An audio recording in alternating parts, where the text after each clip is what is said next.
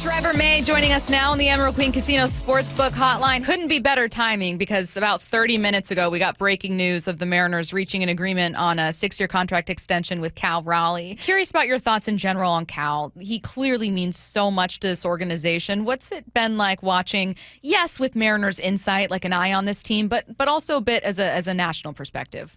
Cal is, he's a I would say, and it's not even really close at this point, he's a top 3 catcher. I think if he was going to be left to getting to spring training, to free agency rather, he would command one of those big time contracts. So I think it's in their best, definitely in the Mariners' best interest to sign him to an extension and get him for what would most likely be cheaper than he would have been at that point. So, I think it's a great deal, but I also just from a standpoint of what he means to this Mariners team, he's the catcher is often called the quarterback because he has to kind of control the defense and the pitching staff and also swing the bat pretty well, and he seems to do all those things at a level that if you get 2 of those 3, you're sitting pretty with your full-time catcher, but if you get all 3, you got a stud. So.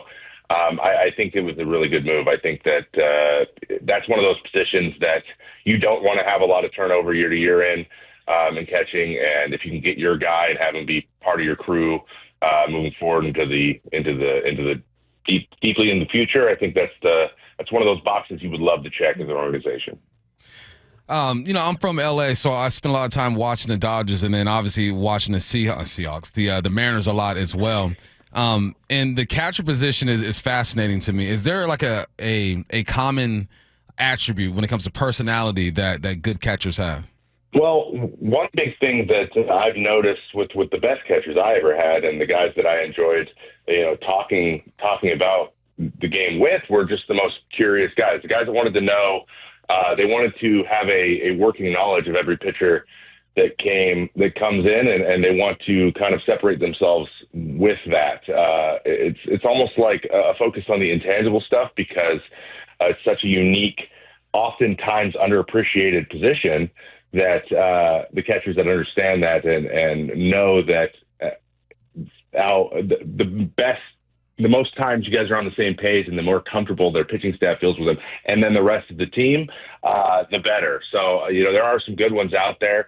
By all accounts, I never had the pleasure of playing with Cal, but by all accounts, this is definitely something that stands out about him. He's always asking guys what they want to do, and he's open to having conversations no matter what. If he's sitting there eating lunch or whatever, if a pitcher comes down and sits next to him, he's ready to talk. So from a pitcher standpoint, from my standpoint, that is huge, and that's if that's something you don't have to worry about as a pitcher, that your catcher is going to be on the same page with you, it makes it a lot easier to pitch, which I think has a lot to do with how good this Mariners pitching staff has been in recent years.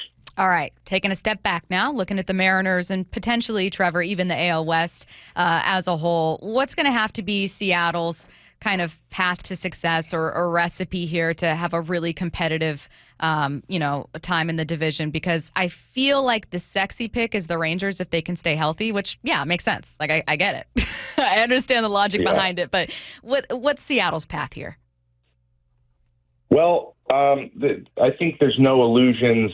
I think that everyone in that clubhouse knows what their strengths are and how they are going to win games. They're not just going to go, they can't count on their offense to carry them for, an entire season. It's probably not going to happen. The nature of the park, the nature of kind of the group, it's not the biggest strength of the team. So they're going to have to rely really heavily on their pitching. And that means grinding out games. Probably a lot of close games. When you win, you're probably not going to be blowing teams out very much. So you kind of take it as a group. You look at it around and you say, let's just win series. It's about winning 2 of the 3 games or 3 of the 4 games. And those add up. And it's about beating your division as well, going out and scraping those wins by. And then if you get more offense than you were expecting, then great. Like there's no harm in that. So I think that keeping everyone healthy, making sure the pitchers are that is smooth because that is your biggest strength, and then just focus every single day on grinding out a win because this division's wide open. It just is, even with the Rangers and the top talent they had that same talent last year, and we saw how that worked. So you got to take advantage of when divisions are like this and there's no clear winner, there's no juggernaut, especially with Houston kind of taking a couple steps back. You got to just go out and win the games you're supposed to win. So if I'm them, I'm going into this season not trying to go out and win 100 games from day one. It's about just winning your first series and then stacking those up. Hey, Trevor, we opened our show focusing on any Mariner not named Julio that needs to have a bounce back year or to kind of step up. And there are obviously a bunch of places you can go, right? But Stacy and I settled on J.P. Crawford, and we missed the consistency that he had a couple of years ago with 19 bombs, always getting on base, was like the perfect leadoff type of guy for you. And he struggled last year. What does he need to do to get back on track, and who will be your guy for a bounce back candidate of the year? JP was definitely, you took mine. That was at the top of my list. Yeah, his consistency at the top of the lineup is really important, especially with guys like Julio and honestly, Rosarena are pretty streaky. When they're producing a lot and fast. And if you have a guy who's consistently getting on ahead of them, those solo home runs will turn into 2-run homers, and you'll get a little bit more out of them when those things are happening. So that is his job. I think he knows it too. So it's just about staying healthy too. He had some nagging stuff. He kept, he was dealing with some lower extremity things, and that just, if something bothering you all year, it's hard to go out there and be the best version of yourself. So I anticipate him being better. And then I'll add in the 2 new additions from last year that frankly got very little out of. Their ex-teammates of mine, Jorge Blanco and Mitch Garver. Jorge, for example, is a career going into last year's career 115 OPS plus, which is well above average hitter. He's a good hitter. I think that he had that off-season surgery to clean up some stuff that was bothering him last year as well. So I hear a lot of guys took care of some things that were some ailments, some little stuff that may have been hurting their performance last year, but not necessarily keeping them off the field. Hopefully, all those things kind of go through and work out, and we got more people on base for the guys I mentioned before, and Cal Raleigh to hit them in, because they were hitting guys in. There was just no one out there to hit in. So they were hitting themselves in a lot, and we just got to add a couple more guys to that equation. Got kind of a weird question for you, Trevor, but it has to do with Cut on the Diamond, which is a great podcast. Highly encourage you guys to go rate, review, subscribe. And you do a deep dive with your guest every single time. And you had an interview with Daniel Barden. I know that you also promoted this on your own X.com account. And the reason I bring it up is that so many of the conversations, Trevor, that Bump and I have been having about this team has been about what might have been going on mentally for a lot of players last year. I mean, you mentioned Jorge Polanco, and I'm remembering him stepping up to the plate and being booed and like genuinely thinking like, God, that's got to be hard. We haven't necessarily focused on him for an answer so far, but I think of Julio, and like, I don't think of him as maybe potentially dealing with anxiety in quite the same way as, you and Daniel talked about, but someone who has a ton of pressure. And I was hoping to just ask you, maybe not just about your interview with Daniel, though feel free to share some of that, but also about what it's like mentally being in the league. I think baseball must be so incredibly taxing. Yeah, they don't call it a grind for no reason. It's physical, and I would say more mental than physical in terms of that kind of stuff. It's every day there's a job to do, and it's a job at like a world-class level. You can't have one of those like, I'm just going to take it easy today type of days, and that can wear on you, and it takes a certain type of mental process. You developing those skills so that you can manage those things and get yourself to relax when you get that opportunity to, because there's not that many, the better. It's really, you hear guys talk about recovery all the time. I just want to go recover. I want to make sure that I'm ready to go tomorrow. The mental side is a huge part of that too. And I remember having, when I was having my issues in 2023 with the A's, some of the questions we were talking as a group of guys, and this was before I even took my step, but Daniel had just gone back on the IL for anxiety, and there was a lot of questions about it because I know a lot about it, surprisingly. And I was like, a lot of guys were, oh, well, isn't that just nervousness? And so we had this open conversation about the difference between like when nerves turn into lock you up or get you to the point where you can't physically do the thing. It's affecting you physically. That is another level of stuff. And a lot of people had never felt it in that way, or they had and they didn't realize that's what it was because it was so few and far between. And so it's like having open dialogues about this stuff.